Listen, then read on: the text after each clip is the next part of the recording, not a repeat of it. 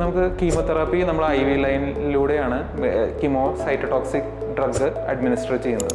NSലോ DNSലോ കലർത്തിയിട്ടാണ് ഈ മരുന്ന് പേഷ്യൻറ്റിന് അഡ്മിനിസ്റ്റർ ചെയ്യുന്നത്. ഏത് ടൈപ്പ് ക്യാൻസറാണ് അതിൻ്റെ പ്രോട്ടോകോൾ അനുസരിച്ച് പല സെൽ സൈക്കിൾ ഇൻഹിബിറ്റേഴ്സും ഉണ്ട്, cell cycle specific and non specific drugs ഉണ്ട്. അതായത് നമ്മുടെ ക്യാൻസർ കോശങ്ങൾ പല സെൽ സൈക്കിൾ എന്നുള്ള രീതിയിൽ പല സ്റ്റേജസ് സെൽ സൈക്കിളിൻ്റെ പല ഫേസുകളിലായിരിക്കും.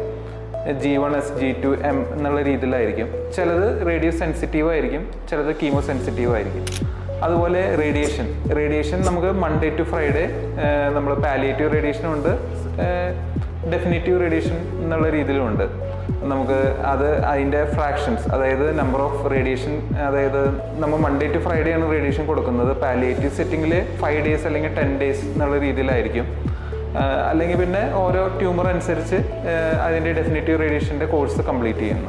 സർജറി ഇത് റേഡിയോ സെൻസിറ്റീവും കീമോ സെൻസിറ്റീവും അല്ലാത്ത സെൽസ്, അതായത് ഒരു സെൻസൻ ഫേസിലുള്ള G0 ഫേസിലുള്ള സെൽസ് ഉണ്ടായിരിക്കാം.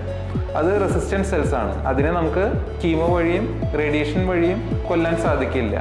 അങ്ങനത്തെ സെൽസിനെ നമുക്ക് സർജറിക്കൽ റിമൂവൽ വഴി മാത്രമേ അറ്റാക്ക് ചെയ്യാൻ പറ്റുള്ളൂ. അപ്പോൾ ആ സെൽസിനെയാണ് നമ്മൾ സർജറി മൂലം ഇല്ലാതാക്കുന്നത്.